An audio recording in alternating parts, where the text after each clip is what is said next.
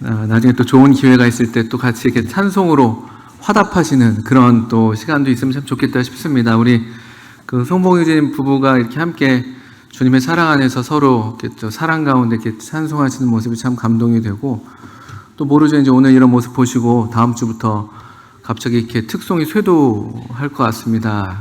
아주 환영하겠습니다. 특송하실 우리 성도님들은 뭐 남녀노소 막론하고 또 뭐 이렇게 2인조, 뭐 3인조 뭐 다 괜찮으니까, 또 마음에 감동이 있으시고 또 하나님을 찬송하기를 원하시는 그런 마음이 있으시면 언제든지 이렇게 신청하시면 되겠습니다. 그 아이들도 이렇게 데리고 나오셔도 되고, 뭐 율동을 하시면서 하셔도 되고, 율동 이런 건 아닌데 어쨌든 뭐 그렇습니다. 너무 감사가 되고요. 우리 시편을 한번 열어서 또 우리 좀 앞쪽에 있는 시편이긴 합니다만, 우리 시편 19편을 먼저 한번 보겠습니다. 시편 19편을 한번 펴주시죠. 요즘에 우리가 읽는 성경도 시편이고, 물론 시편이 꼭 다 그런 내용들은 아니지만, 또 우리가 지나고 있는, 누리고 있는 계절도 참 그 하나님의 영광으로 부요한, 하나님께서 정말 참 그 풍성하시고 아름다운 그 생명을 온 땅 가운데, 지면 가운데 이렇게 보내셔서 새롭게 하시는 그런 계절들을 누리고 있습니다. 그래서 이 시편 19편 말씀을 요즘에 좀 많이 생각을 하게 되는데, 한번 먼저 좀 읽어보도록 하겠습니다. 구약성경 815쪽에 있죠. 그리고 시편 19편, 다윗의 시입니다. 다윗, 이스라엘의 노래 잘하는 사람이라고 자신을 이야기했던 그 다윗이 이렇게 또 노래를 어느 한날 이렇게 부르고, 또 이 노래를 또 후대에도 또 이스라엘 백성들도 함께 부르기를 원해서 또 인도자에게 이 노래를 이렇게 건네준 것 같습니다. 그래서 19편 그 앞에 이렇게 괄호 안에 설명이 나와 있죠. 다윗의 시, 인도자를 따라 부르는 노래, 이렇게 되어 있습니다. 한번 읽어보겠습니다. 하늘이 하나님의 영광을 선포하고 궁창이 그의 손으로 하신 일을 나타내는도다. 날은 날에게 말하고 밤은 밤에게 지식을 전하니 언어도 없고 말씀도 없으며 들리는 소리도 없으나 그의 소리가 온 땅에 통하고 그의 말씀이 세상 끝까지 이르도다. 하나님이 해를 위하여 하늘에 장막을 베푸셨도다. 해는 그의 신방에서 나오는 신랑과 같고 그의 길을 달리기 기뻐하는 장사 같아서 하늘 이 끝에서 나와서 하늘 저 끝까지 운행하며 그의 열기에서 피할 자가 없도다. 여호와의 율법은 완전하여 영혼을 소성시키며 여호와의 증거는 확실하여 우둔한 자를 지혜롭게 하며 여호와의 교훈은 정직하여 마음을 기쁘게 하고 여호와의 계명은 순결하여 눈을 밝게 하시도다. 여호와를 경외하는 도는 정결하여 영원까지 이루고 여호와의 법도 진실하여 다 의로우니 금 곧 많은 순금보다 더 사모할 것이며 꿀과 송이꿀보다 더 달도다. 주의 종이 이것으로 경고를 받고 이것을 지킴으로 상이 크니이다. 자기 허물을 능히 깨달을 자 누구리요? 나를 숨은 허물에서 벗어나게 하소서. 또 주의 종에게 고의로 죄를 짓지 말게 하사 그 죄가 나를 주장하지 못하게 하소서. 그리하면 내가 정직하여 큰 죄과에서 벗어나겠나이다. 나의 반석이시오 나의 구속자이신 여호와여, 내 입의 말과 마음의 묵상이 주님 앞에 연락되기를 원하나이다. 1절부터 14절까지를 읽었습니다. 그 지난주 소풍에서 그 레크레이션 시간이었나요? 우리 교회에서 또 그 소풍 현장에서 내가 가장 멀리서 왔다 이렇게 생각하는 분들 나오시라고 했었습니다. 그래서 몇몇 분들 나오셨는데 그 당시에 제일 멀리서 온 성도님 혹시 기억하십니까? 지난주 우리 거기 거기가 일영이던가요? 일영 그린랜드 기준으로 가장 멀리서 온 성도. 예, 평택에서 온 우리 김진호래, 죄송합니다. 최성욱 형제님 가정이 아마 가장 멀리서 온 것으로 그때 이제 꼽혀서 상을 받았습니다. 그 최성욱 형제 이웃에 김진호 형제 살고 있거든요. 평택에서 먼저 이름이 나왔습니다. 우리 교회에서 이렇게 좀 멀리서 오신 성도님들이 몇 분 계십니다. 그 강 건너서 오시는 분들, 여러분 구역으로 보시면 19구역, 제가 19구역입니다. 제일 끝에 구역입니다. 그리고 18구역, 17구역 해서 서울 남부, 수원, 안양, 용인 이렇게 그 아래쪽에서 오시는 성도님들이 많이 계셔요. 그래서 아침마다 제가 받는 인사 중에 하나가 멀리서 오느라 참 수고 많았다. 또 멀리서 왔는데 참 일찍 왔다. 이런 얘기들 하십니다. 멀리서 오면 일찍 오게 됩니다. 아시는 것처럼.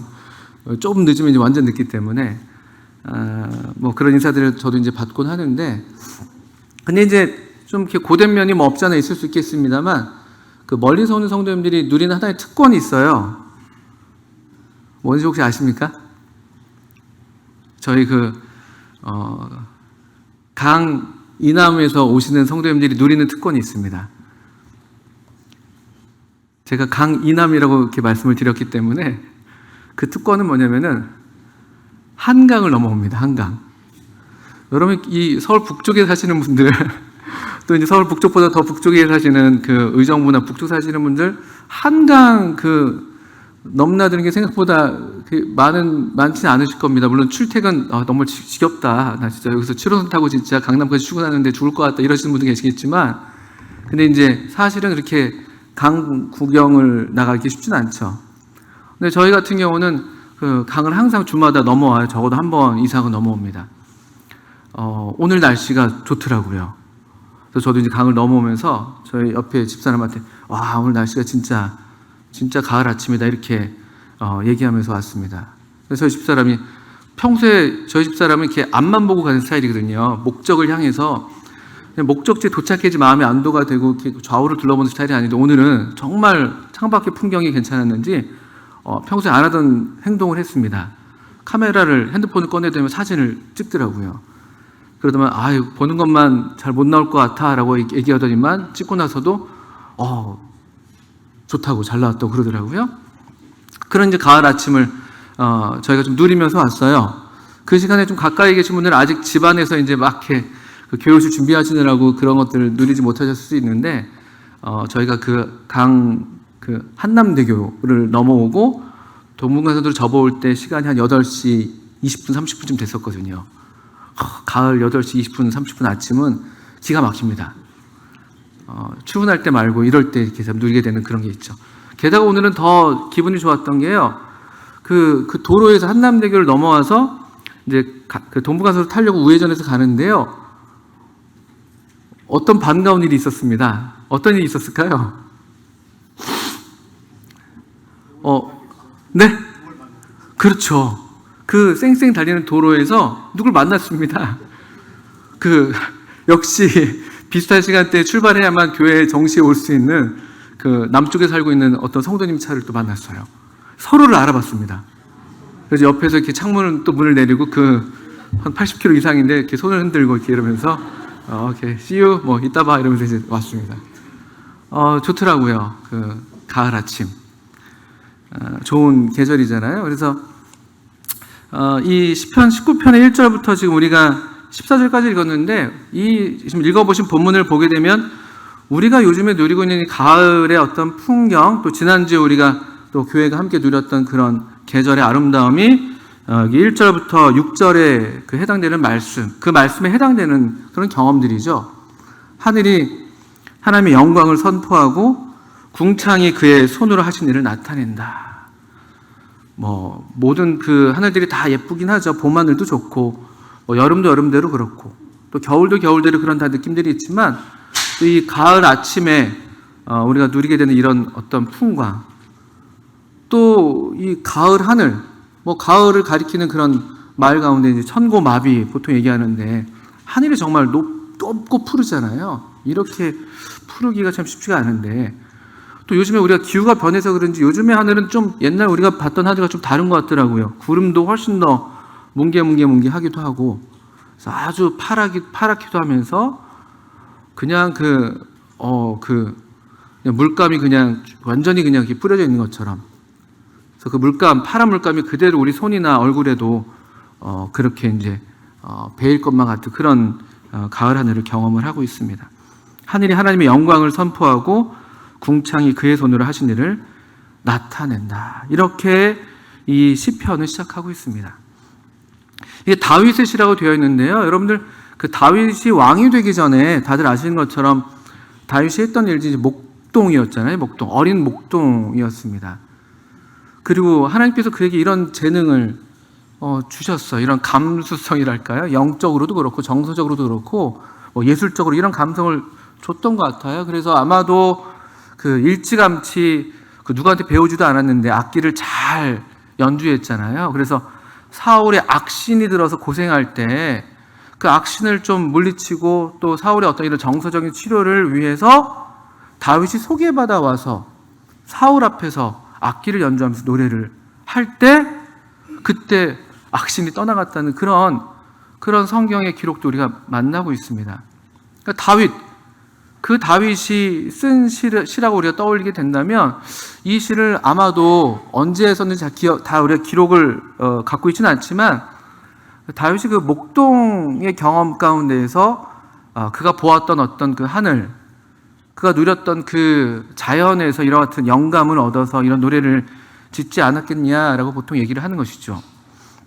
그리고 이 시는 다윗이 많은 시를 썼지만 또 많은 이런 비슷한 자연시, 우리가 최근에 읽었던 시편 104편이던가요? 104편도 대단히 그 자연의 아름다움을 그 얘기한 그런 시들, 그런 자연시들이 많이 있어요. 그런데 이 시편 19편 같은 경우는 특별히 다윗이 이 어떤 시간적으로 보자면은 낮의 경험을 바탕으로 좀 더 쓰지 않았겠냐.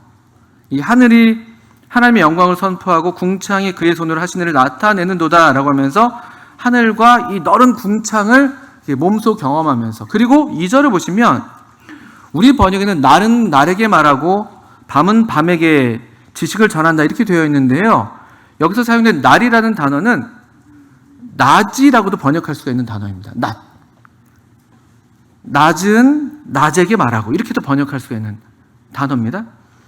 그리고 또 4절 후반절부터 보면은 특별히 이 자연 속에서 하늘과 궁창을 이야기한 다음에 4절 끝부분에 보시면 특별히 천체를 하나 언급하는데 그것이 해예요. 해. 하나님께서 해를 위하여 하늘에 장막을 베푸셨도다. 5절에 보시면 해는 그의 신방에서 나오는 신랑과 같고 그의 길을 달리기 기뻐하는 장사 같아서 하늘 이 끝에서 나와서 하늘 저 끝까지 운행하며 그의 열기에서 피할 자가 없도다라고 하면서 아마도 이 대낮에 또는 이 해가 있었을 그 하루 동안의 어떤 그 묵상과 또 그 자연에서 어떤 그 누림과 또 자연을 통해서 어떤 묵상하게 된 하나님, 또 그 좋은 것들을 마음에 품고 이런 시를 쓰지 않았겠냐 이렇게 이야기를 합니다. 그런 것 같습니다. 반면에 또 다윗이 쓴 유명한 이런 자연시 중에 시편 8편도 우리가 이렇게 즐겨 부르는 그런 노래이죠. 시편 8편 다들 기억하십니까? 노래로 알려져 있기 때문에 더 우리가 잘 기억할 수가 있는데요. 여호와 우리 주여, 주의 이름이 온 땅이 어찌 그리 아름다운지요, 이렇게 시작하는 그런 그 경탄으로 시작하는 그런 노래가 시편 8편입니다.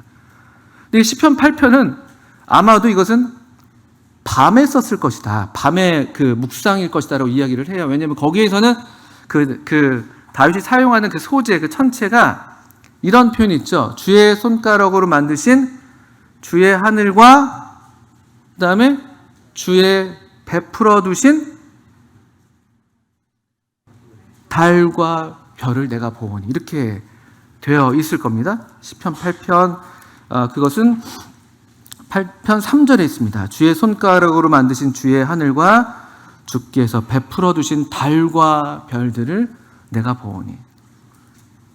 이 다윗은 참 이렇게 자연을 아는, 사실 우리 아담, 하나님께서 하나님의 형상대로 최초로 지었던 가장 온전하고 영광스러웠던 그 아담이 있었던 곳이 그를 에덴 동산에 두셨다고 우리가 잘 아시는 것처럼 성경에서 보게 되는데, 사람은 원래 동산에 이렇게 두어졌던 존재거든요.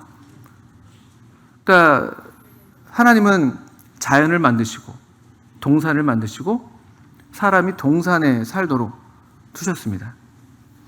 그런데 사람의 문명이라는 것이 무엇을 만들었습니까? 그리고 그 문명의 어떤 최고점을 찍는, 창세기에서 최고점을 찍은 사건, 그것이 이제 바벨탑 사건이죠. 바벨탑. 그들은 도시를 지었고, 그리고 자기들의 이름을 내기를 바랐고, 그리고 흩어짐을 면하게 하기 위해서 높게 건축을 했습니다. 이게 상당한 대조입니다. 상당한 대조이죠.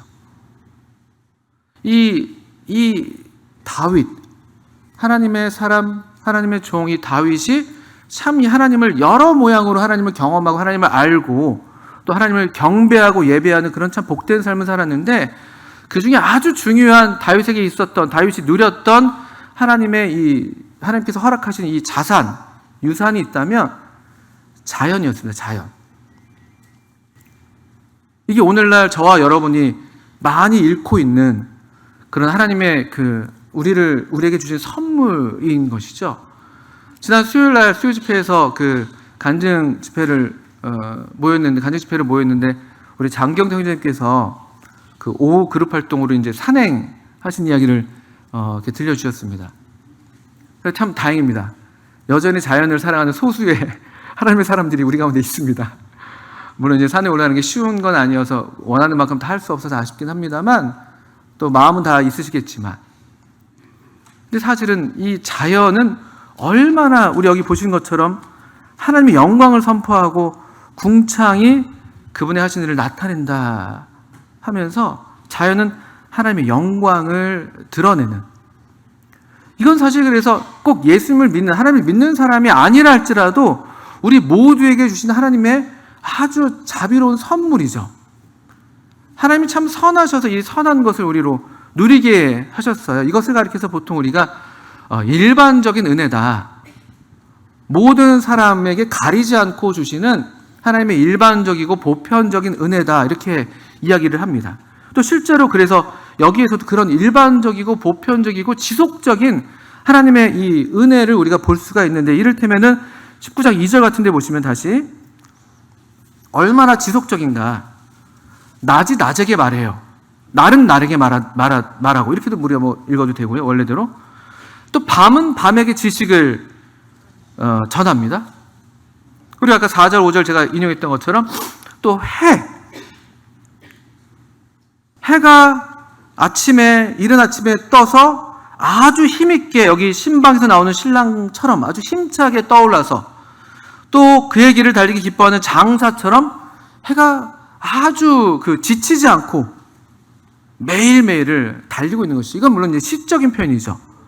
실제로 해가 달리는 것은 아니니까요. 그렇지만 우리가 경험하는 경험이 이와 같은 것이죠. 이런 것들은 대단히 지속적인 거예요. 하나님이 좋으신 분이신데 그냥 오늘만 좋고 내일은 안 좋으면 큰일 나는 것이죠. 그럼 이 하나님을 우리가 의지해서 살 수도 없고, 이 하나님이 운행하시는 이 우주와 이 자연이 이렇게 온전할 수가 없습니다. 물론 지금 우리가 죄 때문에 약간 상처를 입은 상태에 있지만, 근데 하나님은 얼마나 선하시냐면 이 하나님의 영광, 그분의 하신 일을, 이렇게 영광을 드러내는 일들을 아주 지속적으로 하신다는 거예요. 4절, 2절을 보신 것처럼 날마다, 날은 날에게, 또는 낮은 낮에게, 밤은 밤에게, 낮이나 밤이나 날마다. 그러니까 우리가 날마다 이 하나님의 이 자비하심, 이 선하심을 사실 누리고 사는 것이죠. 오늘 떴던 해가 내일 안 뜨면, 오늘 우리가 누렸던 낮이 내일 오지 않는다면, 오늘 우리가 평안히 쉬었던 이런 밤이 내일 밤은 아니라면, 그건 아주 큰일 나는 일이에요. 또 이 해가 얼마나 규칙적으로, 이 안에 보편적인 진리에서 그냥 진리라고 해서 그냥 해가 동쪽에서 떠서 서쪽으로 진다, 우리 경험을 기준으로, 이거는 그냥 우리 우주가 존재하는 한, 우리의 삶이 존재하는 한 이 변하지 않는 진리인 것이죠. 보편적인 진리. 그러니까 얼마나 지속적입니까? 얼마나 다행이에요.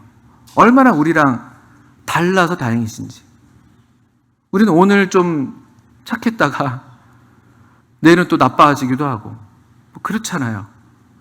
우리 자녀를 기르면서도 오늘은 품에 안고 있으면 너무 아름답고 예쁘다 하다가 깨어나면 또 이제 막 이렇게 되고 우리 경험들이 그런 것이잖아요. 부부 생활도 그럴 것이고 오늘 송 형제님과 김금숙 형제님의 제가 부부관계를 의심하지 않습니다. 그렇지만 또 어떻게 하면 또 투닥투닥 할 때도 있고 좋을 때도 있고. 근데 하나님의 이 자비하심은 너무나 이 규칙적이고 변함이 없으신 거예요. 이런 지속적인 하나님의 은혜를 우리가 여기서 보게 됩니다. 이게 일반적인 은혜라는 게 너무나 감사한 것이죠.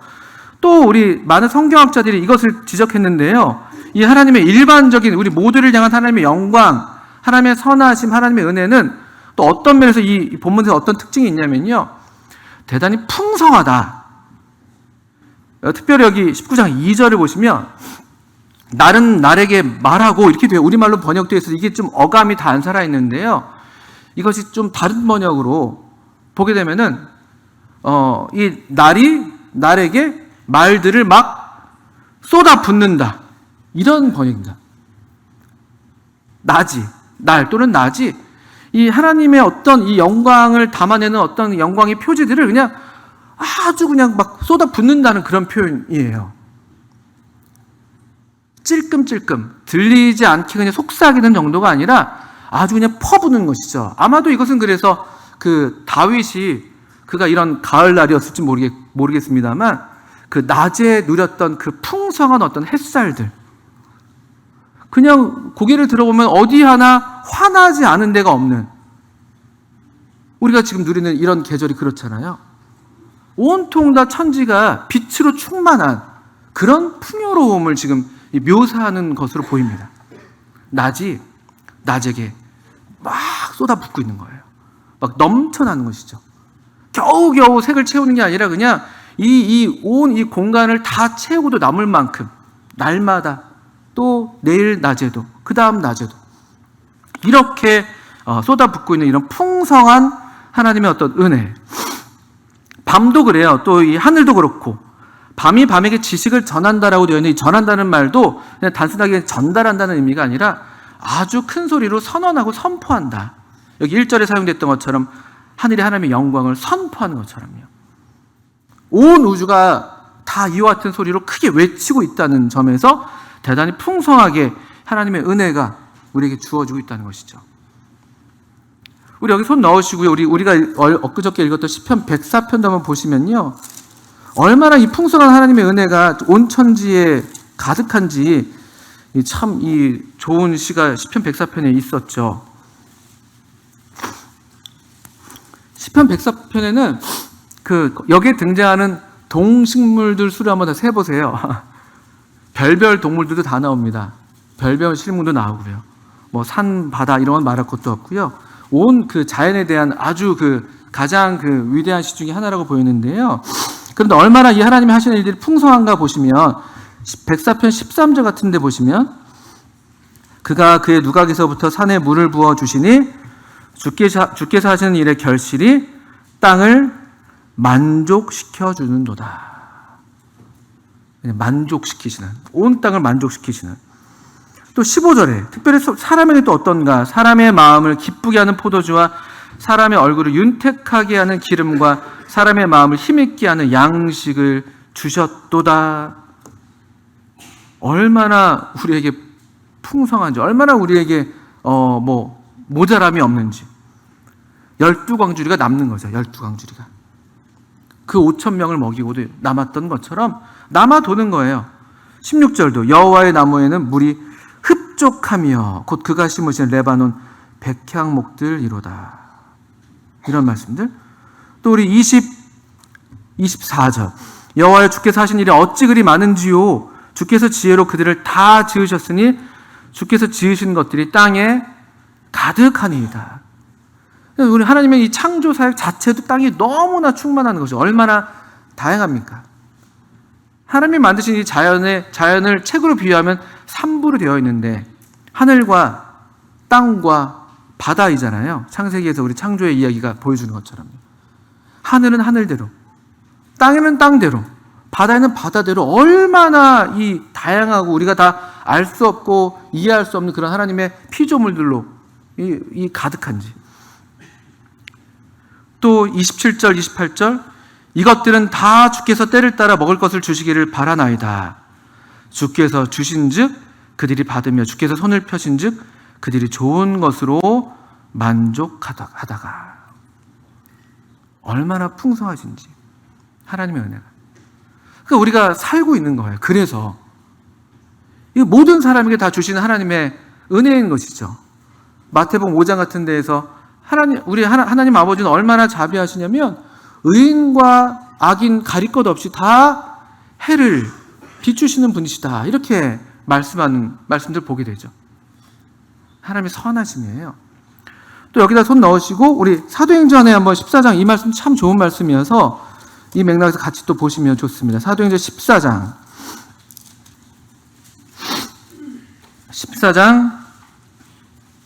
15절부터 한번 읽어보면요. 사도 바울이 루스드라라는 곳에서 이와 같은 보편적이고 일반적인 하나님의 은혜를 들어서 이 복음 증거를 시작하고 있습니다.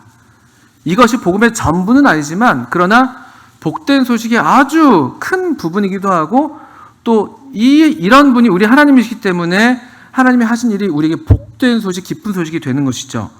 14절, 16절, 15절 이하에 보시면 이르되 여러분이여 어찌하여 이러한 일을 하느냐 우리도 여러분과 같은 성정을 가진 사람이라. 그 다음 보십시오. 여러분에게 복음을 전하는 것은 이런 헛된 일을 버리고 천지와 바다와 그 가운데 만물을 지으시고 살아계신 하나님께로 돌아오게 함이라. 하나님이 지나간 세대에는 모든 민족으로 자기들의 길들을 가게 방임하셨으나 17절 그러나 자기를 증언하지 아니하신 것이 아니니 곧 여러분에게 하늘로부터 비를 내리시며 결실기를 주시는 무슨 일을 하셨다고요? 선한 일을 하사 음식과 기쁨으로 여러분의 마음에 만족하게 하셨느니라 하고. 하나님이 선한 일을 하시는 분이세요. 그분은 이렇게 선하십니다. 세상 모든 사람들이 다 살 수 있도록 그분을 의지해서 호흡하기도 하고 기동할 수 있도록.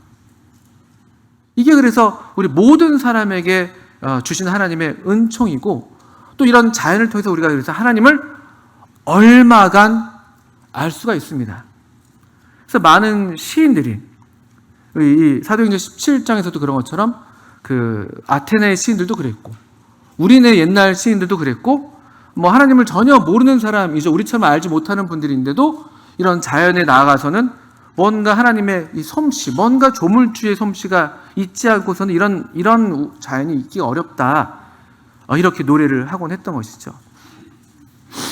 우리 다시 시편 19편을 돌아오시면 이런 하나님의 이 일반적이고 보편적인 은혜가 이 해의 이야기에서 좀 더 나타나고 있는 것이죠.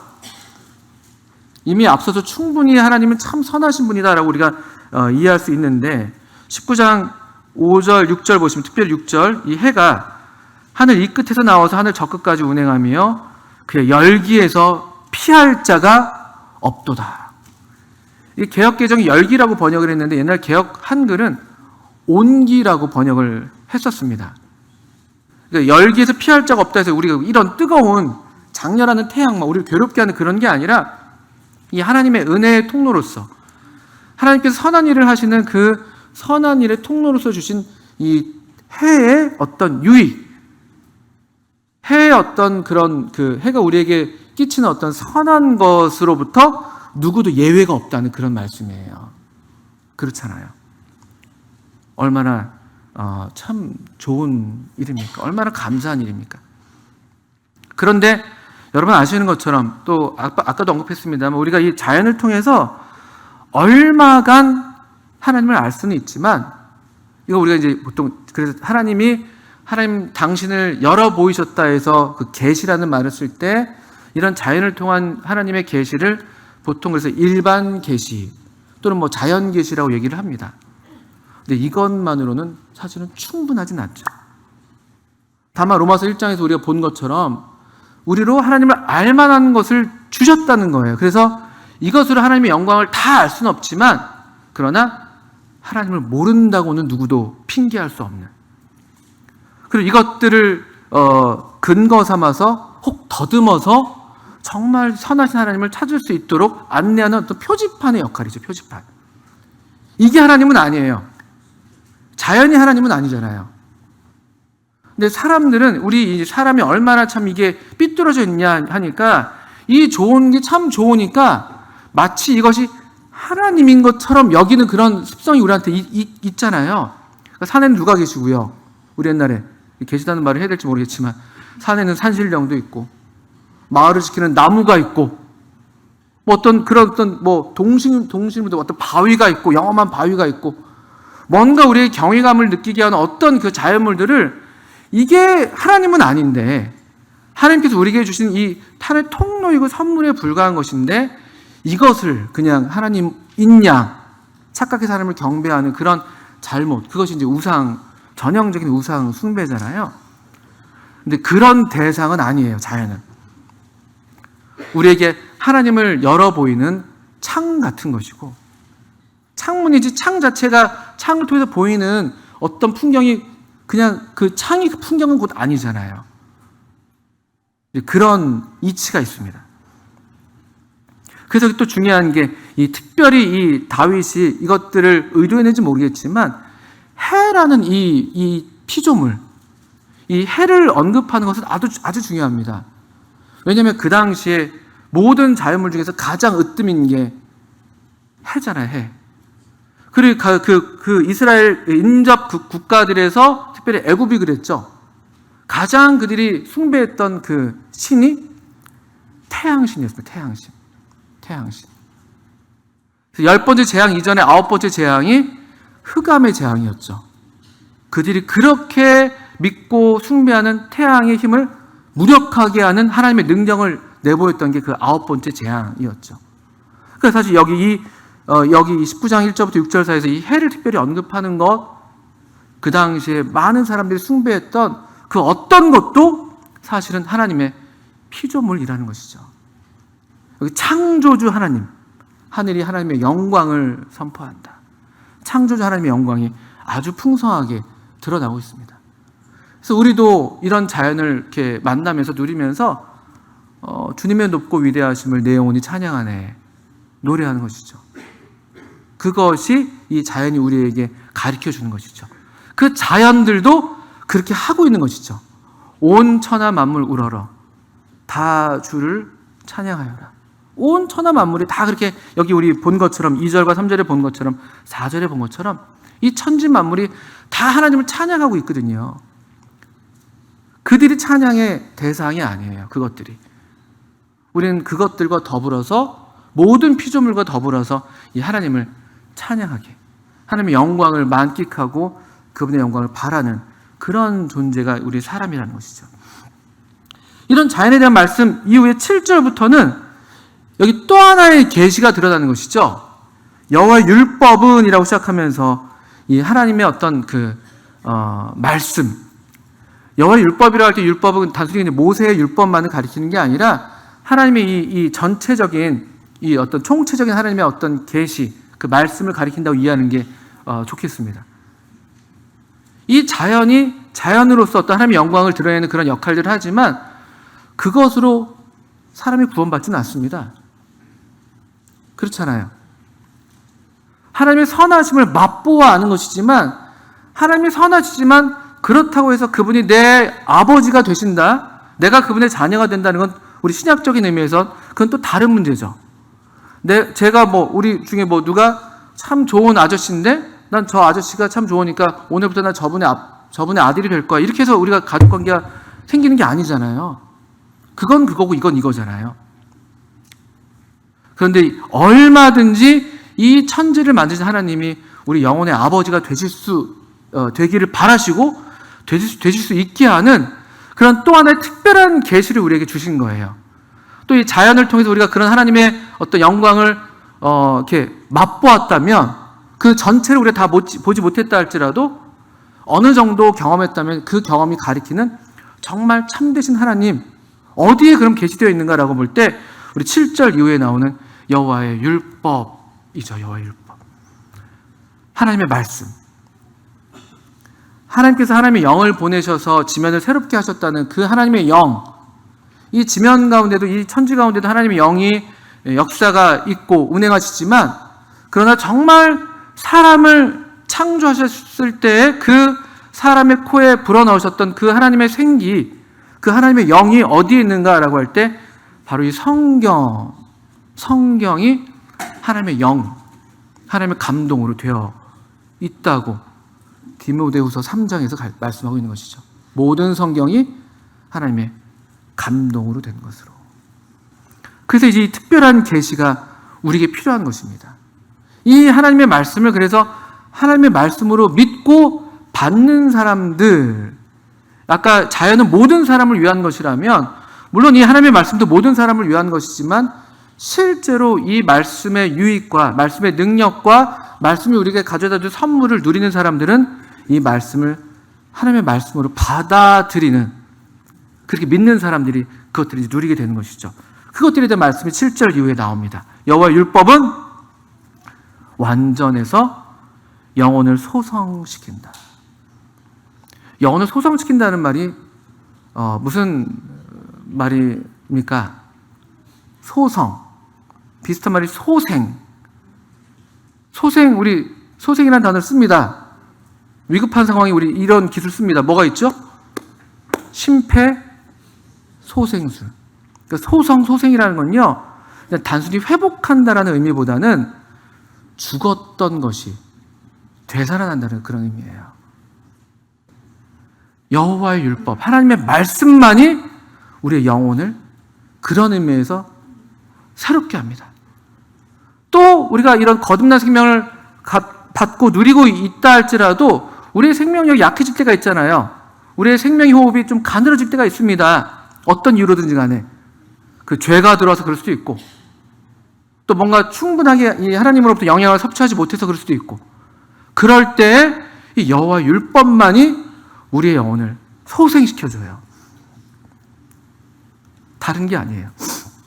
비타민 많이 먹는다고 우리의 영혼이 소생되지 않습니다.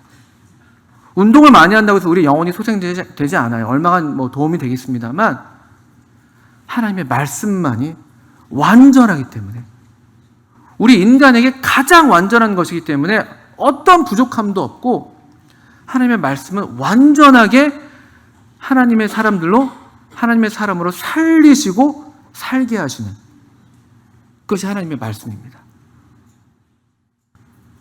또 여호와의 증거는 확실하여 우둔한 자를 지혜롭게 한다. 여러분, 지혜가 없으십니까? 요즘 얼마나 많은 정보들이 많아요. 얼마나 지식이 많아졌습니까?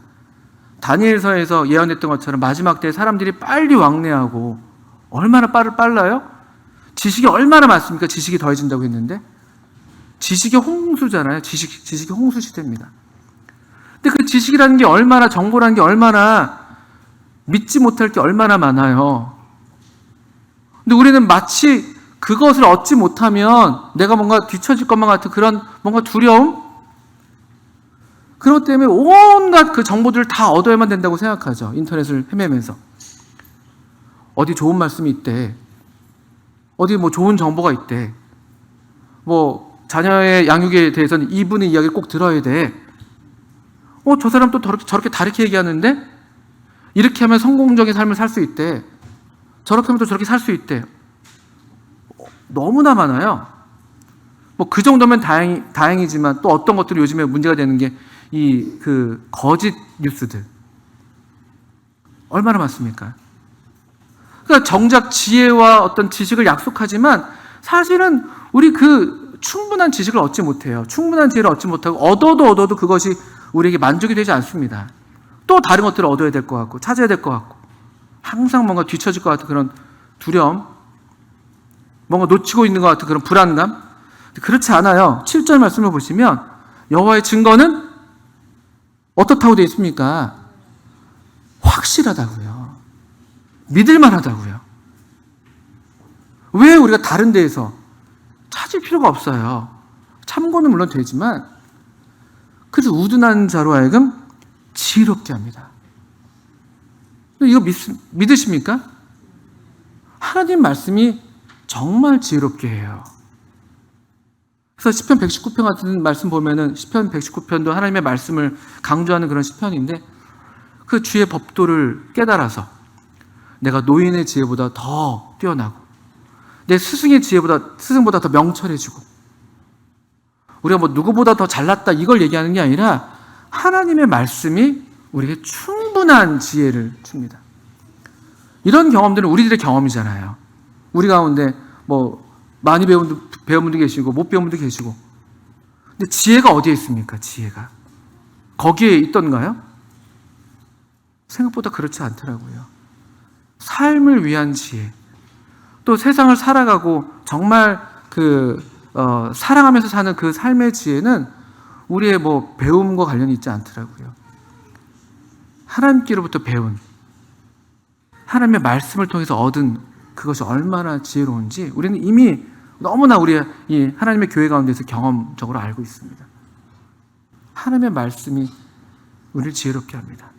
지혜가 필요하시면, 지혜가 부족하시다면 우리 하나님의 말씀으로 우리에게 후회 주시고 꾸짖지 아니하시는 그분께 기도하면서 하나님의 말씀으로 달려나간다면 필요한 지혜들을 얻을 수 있습니다. 또 어떻습니까? 8절에 여호와의 교훈은 정직하여 마음을 기쁘게 하고, 이 교훈이 정직하다고 되어 있는데 정직하다는 말은 이렇게 올바르다, 어떤 뭐 왜곡이 없다, 뭐 구김이 없다 이런 뜻이에요.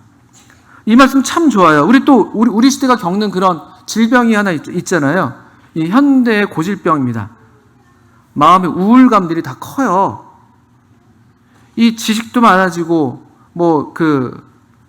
의학도 발달하고 평균 수명도 올라가고 우리가 누리는 정보도 훨씬 더 많아졌는데, 여러분 계속해서 통계가 나오는 것은 계속해서 이건 동서양을 막론하고 선진국들은 이런 어떤 문명의 어떤 혜택을 받는 그 국민들이 이 어떤 자신들의 불행지수, 우울감 이런 것들은 계속 높아가요.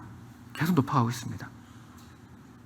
어떤 그 기쁨을 또 찾으려고 그래서 뭔가 또 이것저것 그 쾌락을 찾아다니고 있잖아요. 근데 여러분, 쾌락을 추구하는 이상 어떤 쾌락도 우리에게 참 쾌락을 가져다 주지 못합니다. 그게 아마 저와 여러분의 경험일걸요? 뭔가 마음이 울적해서 이것도 해보고 저것도 해보는데, 뭔가 이렇게 가져보고 저것도 가져보는데 그게 그렇게 우리 마음의 기쁨이 되지 않아요. 근데 이 말씀 그대로예요. 여호와의 교훈은 정직해서 마음을 기쁘게 합니다. 하나님의 말씀이 우리 마음을 기쁘게 하는 경험들 하시잖아요. 이거는 그대로 사실이에요. 그냥 말씀.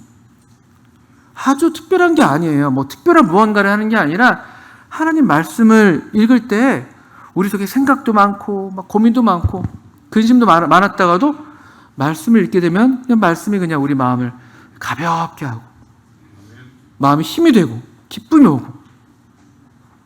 왜 이렇게 많은 사람들이 물론 어떤 그런 그 질병적인 면이 없지 않아 있지만 그 이상으로 많은 사람들이 우울감 가운데 살아요. 내 삶은 다 불행하고 나는 상처받았고, 아무도 상처를 준 사람은 없어요. 다 나는 뭔가 이 인생의 어떤 그 불운이 다 나한테 찾아왔고 나는 상처받았고, 누구도 상처 준 사람은 없어요. 속는 거예요. 속는 거. 근데 여호와의 교훈이 정직합니다. 정직해요. 아주 투명하게 있는 그대로 우리 자신에 대해서, 우리 삶에 대해서, 하나님에 대해서, 이 선하신 하나님에 대해서 우리가 밝히 보여주기 때문에 우리 마음에 기쁨이 생깁니다. 그리고 또 어떻습니까? 여호와의 계명은 8절의 후반부에 순결해서 눈을 밝게 하시도다. 눈이 밝아지는 것이죠. 그 선악과를 따먹었던 아담과 하와의 눈이 밝아졌던 그런 것과 다르게 그들은 오히려 눈이 밝아져서 자기 자신한테만 함몰됐었잖아요. 자기들이 벌거벗은 것만을 보고 자기를 어떻게 하면 가릴 수 있을까 해서 밝아진 그때 그 범죄로 인해 밝아진 눈은 사실은 참된 의미에 밝아진 게 아니에요. 자기한테만 밝아지고 이 자연에 대해서, 하나님에 대해서, 또 다른 사람들에 대해서는 다 눈이 어두워져 있는 그런 것이었다면, 여기 여호와의 계명이 순결한 여호와의 계명은 우리의 눈을 밝히시는데 하나님에 대해서, 그리고 이 하나님이 만드신 이 자연에 대해서, 그리고 그 밝아진 눈으로 정말로 하나님이 보시는 것처럼 우리 자신을 보게 되는 그런 밝아지는 것. 보시기에 심히 좋았더라 하셨다. 그 하나님의 그 시선으로 우리를 보게 되는 그 시선. 하나님의 온전한 사랑 가운데 용납되는 그 놀라운 경험. 그 하나님께 대해서 눈을 뜨게 되고, 또 하나님이 그래서 만드신 이 선한 것들에 대해서 눈을 뜨게 돼서 감사하게 되고 밝아지는 거예요. 전에는 이 사람 때문에 온통 내 불행의 이유가 다 이 사람 때문이었는데, 밝아진 눈으로 볼 때는 얼마나 감사한가, 저 사람이 있어서. 이런 이치가 되는 거예요. 아담의 밝아진 눈은, 또 하와의 밝아진 눈은 서로를 원망하는 데 바빴다면, 하나님을 원망하는 데 바빴다면, 참 하나님의 말씀으로 밝아진 눈은 하나님께 대한 감사와 또 우리에게 허락하신 것들에 대한 감사, 이렇게 밝아지는 것이에요. 이렇게 밝아지는 것이죠. 여호와를 경외하는 도는 9절에 정결하여 영원까지 이르고, 이 하나님의 말씀을 가리켜서 여호와를 경외하는 도라고도 부릅니다.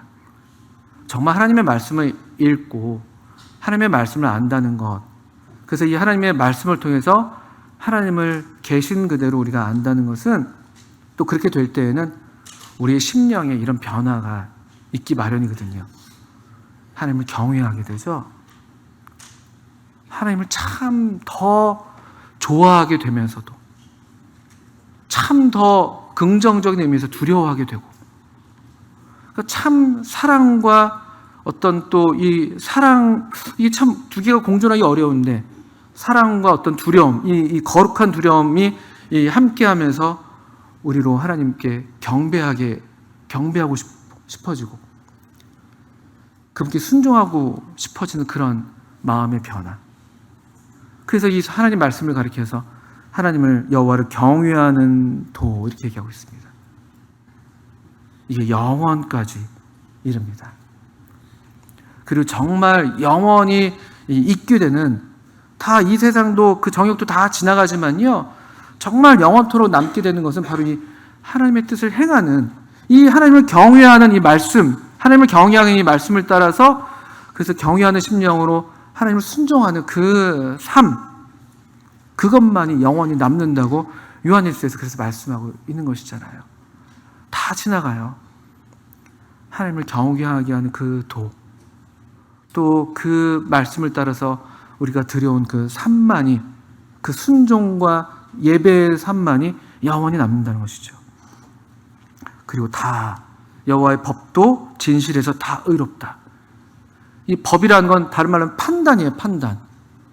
하나님 말씀의 판단은 진실에서 다 의로워요. 그분이 그렇다면 그런 것이고, 그분이 죄라고 하면 죄인 것이고, 그분이 잘했다고 하면 잘한 것이고, 기준이 하나님의 말씀이 기준이 되기 때문에 다른 우리 어떤 그 토를 달 것이 없게 되는 것이에요.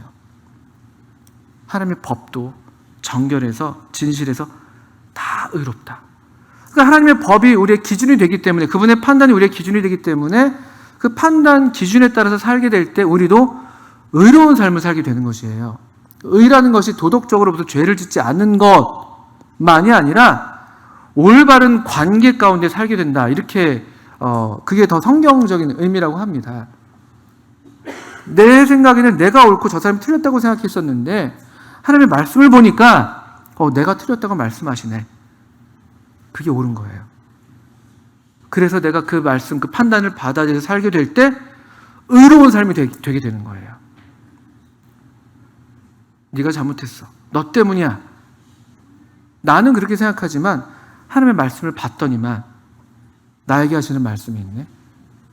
그 말씀대로 하게 될 때 우리가 의로운 삶을, 그게 의가 되는 것입니다.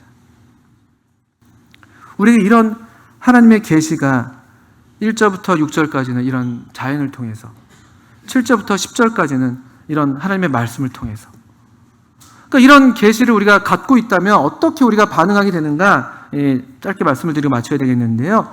10절을 보시면 이게 너무나 당연하다는 것이죠. 이 9절의 끝부분 보시면 다 의로우니 이렇게 되어 있어요. 앞에 이 말씀들이 이유가 되고 원인이 되는 것입니다.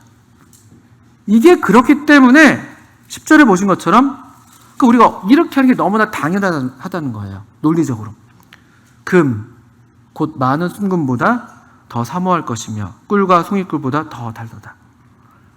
이 하나님 말씀을 얼마나 우리가 사모해야 되는 것인지, 얼마나 이거를 사모하고 캐내야 되고 그 말씀을 읽어야 되고 그걸 누려야 되고, 한 번, 두 번 읽어서 이것들을 다 경험할 수 없습니다. 금 같은 거 한 번 본다고 금의 아름다움을 다 우리가 경험할 수 있습니까? 보고 또 보고.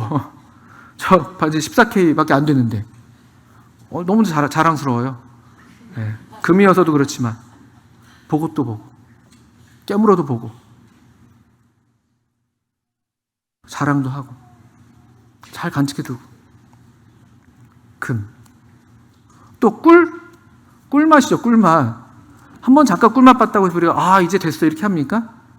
그렇지 않아요. 우리 입맛이 생각보다 너무 다른 것들을 많이 먹어버릇해가지고 꿀맛도 좋지만 내 입에 길려질 다른 맛들도 너무나 많거든요. 이거를 더 단 것, 이것보다 더 달다는 그 경험들을 하려면요 많이 먹어야 돼요. 곰돌이 푸처럼 그냥 이 꿀을 그냥 껴안고 사는 거예요.